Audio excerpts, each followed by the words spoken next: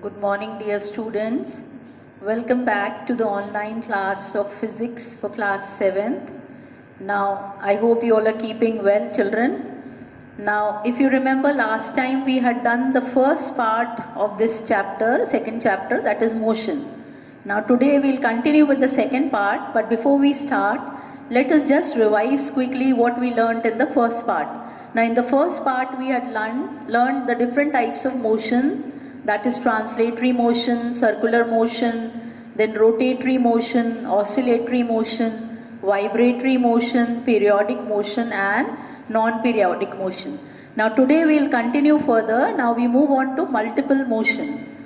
Now what is multiple motion? Now if you understand from the word, multiple means more than one. So when a body is performing more than one type of motion simultaneously, we call it as multiple motion. Now for example, you must have seen when you pull water out of a well using a pulley, then there are two types of motions that are taking place. Now if you see the pulley will be performing the rotatory motion. Whereas if you see the bucket and the rope, it is moving up and down. So that is translatory motion. So at a time you will see two motions are taking place, the rotatory motion as well as translatory motion. Therefore we call it as the multiple motion. Now you can see other examples also. For example, you must have seen a carpenter trying to make a hole in the wall using a drill machine. Now what is happening? If you see in the drill machine, there's a rod which keeps on moving. So there is rotatory motion in the rod. And the drill is going inside the wall. So that is translatory motion. When it's piercing inside, it is performing translatory motion. So two motions are taking place together, the rotatory motion and the translatory motion. Another example, you can see a rider on a bicycle. Now if you see, if somebody is riding a bicycle, its wheels will be moving in rotatory motion, whereas the bicycle as a whole is moving on the straight path. So it is translatory motion. So this is also an example of multiple motion. Now the next type of motion which we will learn, students, today is rolling motion. Now rolling motion is a type of multiple motion only, but in this you will see that compulsorily the two different types of motions are translatory and rotatory only. No other two motions, only translatory, along with that rotatory motion is taking place. Now you must have seen, and in this the same body is performing both the actions. For example, you must have seen the loading and the unloading of the gas cylinders from the truck or the loader. Then you will see we put an inclined plane and we move down the gas cylinder over it. So here the gas cylinder is performing both the motions together. It is rolling and at the same time it is moving straight on the path. So both rotatory as well as translatory motion is there. Same way, movement of a bicycle wheel. Now in this the wheel is moving in a rotatory motion and it is moving ahead also. Then movement of a drill also is like this. The drill's rod is moving circular and also it is piercing inside. So this is called rolling motion. So it is also a type of multiple motion only, but here the same body is performing both the motions together. Then you have random motion. Now random motion is when an object does not have a specific path and suddenly it changes its motion. Now for example, you must have seen a mosquito while flying. Now when a mosquito flies, it flies here and there in different directions. So it is having random motion. Same way when you fly a kite, a flying kite also is performing random motion only. Then motion of a football or a hockey player in the ground. Now you'll see the football player or hockey player. They don't have a specific path to run. They have to move here and there along with the ball. Wherever the ball goes, they have to chase it. So therefore, these are all types of random motion. Now next type of motion which we are going to see are the uniform motion and the non-uniform motion. Now uniform motion is a motion in which the body is going to cover equal distance in equal interval of time. So when the distance is same and the time is also same, that means the speed is constant. Now for example, you see if a cyclist is covering a distance of 4 meters in every 2 seconds, then it is uniform motion. Or an aeroplane or a train which is moving in a particular direction at a constant speed. Now these are all uniform motions. Now we can show this with the help of a graph. Now see here, this is the graph. Now this is the time we have taken on the x-axis, and this is the distance that is covered, which we are taking on the y-axis. Now if you see here, in 1 second the body has covered 10 meters. Then in the second it has become 20. In the third it has become 30. So like this, after every 1 second the distance is increasing by 10 meters. So equal distance is covered in equal interval of time. This is a graph that shows a uniform motion. Now you will see a uniform motion graph is always a straight line which is inclined to the x-axis. Now next is the non-uniform motion. Now in non-uniform motion you will see the object will not cover equal distance in equal interval of time. For example, if you see a cyclist, now if he is moving on a busy road, so he may be moving very fast sometimes, he may be moving very slow sometimes, depending upon how he gets the way on the road. So suppose he is covering 2 meters in the first second.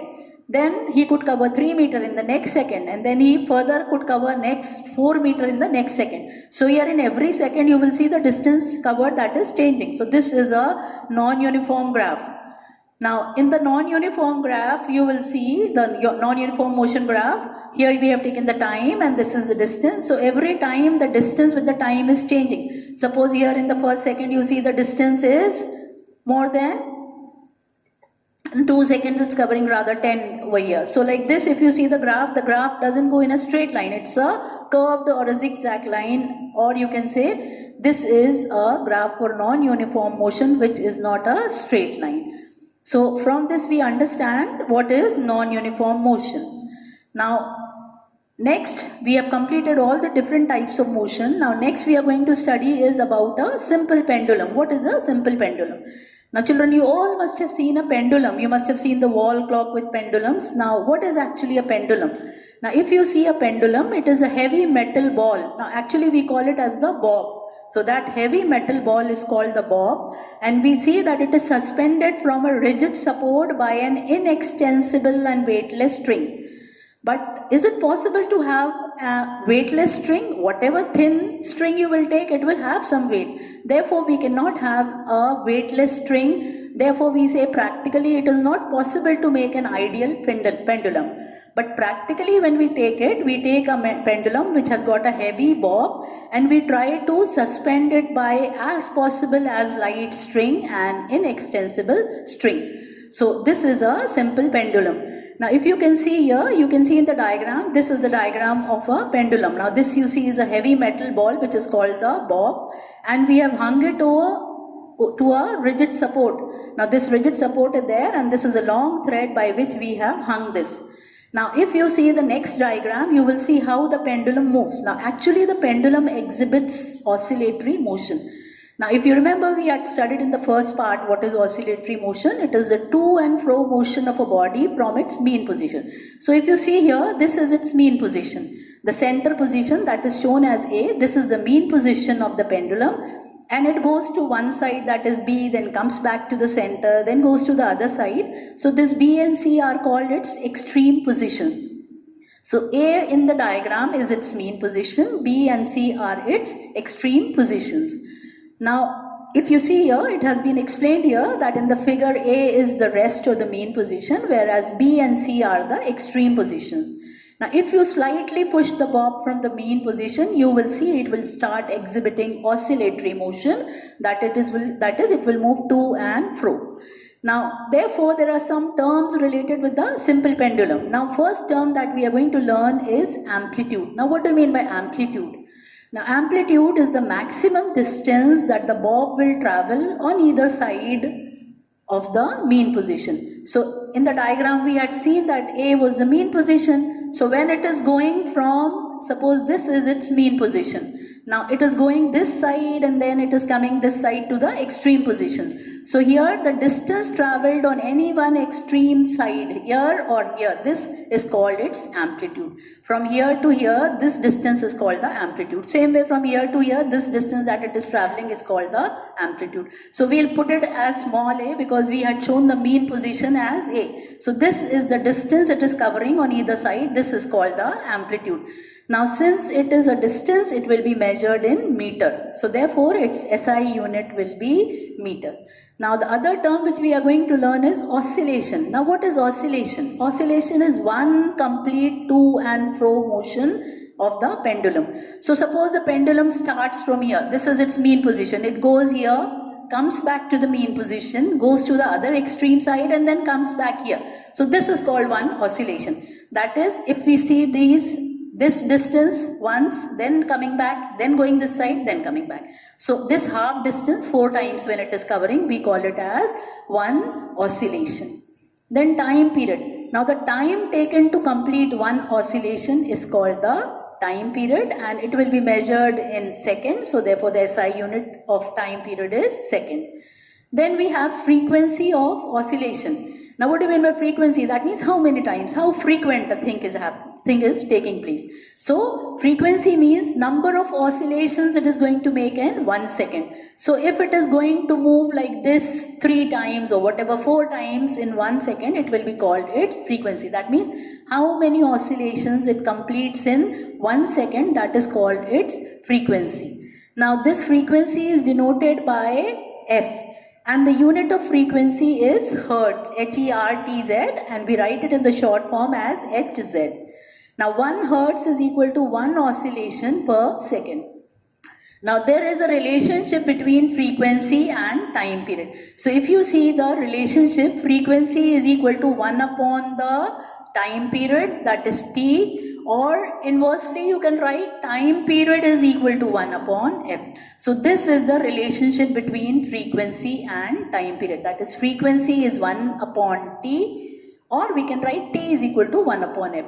Now if we write frequency as 1 upon T, then what should be the unit of frequency? Now we know the unit of time is second, so the unit will become 1 upon second, or we can write it as per second. So we got 2 units of frequency. One unit is Hertz, or another unit is per second. These are the 2 units of frequency which we commonly use.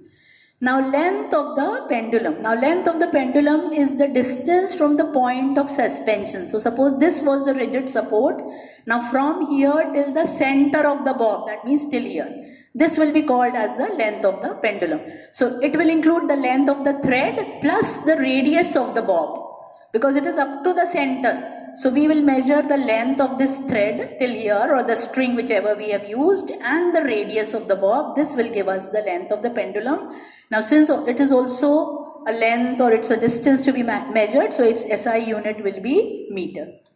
Then we have certain laws of simple pendulum. Now there are 4 laws actually. First is called the law of mass. Now according to the law of the mass, time period of a simple pendulum does not depend on the mass of the bob. Now if we take a mass of 50 gram, or if you're going to take it of 100 gram, doesn't make any difference in the time period. So that means the time period is independent of the mass. This is called the law of mass. Second is the law of amplitude. Now law of amplitude means the time period does not depend upon the amplitude. That means how far it is moving, whether it is coming till here, or if it's coming till here, or if it's coming till here, the time period does not change. So it is independent of the amplitude also. Then third is nature of material of the bob. Now time period does not depend upon the nature of the material of bob. If you take a brass bob, or if you take an iron bob, or if you take a copper bob, time period does not change. That means it does not depend on the material of the bob. Then last we have the law of length. Now time period depends upon the length of the pendulum. So if we increase this length, the time period will change. If we decrease it, then also it is going to change. So time period of a simple pendulum is directly proportional to the square root of its effective length. So if you write this, you can write it like this, that time period is directly proportional to the square root of its length. T is directly proportional to the square root of the length of the pendulum. That means that if you are going to make the length 4 times, the time period will become double. 4 means you will write square root of 4. So square root of 4 means 2. So time period will become 2 times. Have you understood?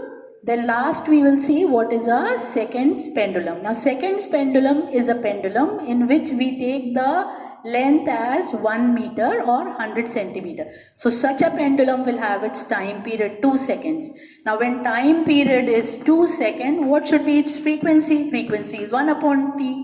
So this will become 1 by 2, that is equal to 0.5 hertz. So frequency of a seconds pendulum is 0.5 hertz and the time period of a seconds pendulum is 2 seconds. So with this we finish this much part of the second chapter, motion. I hope you all have understood well. You may revise this for your homework. Thank you children and stay safe.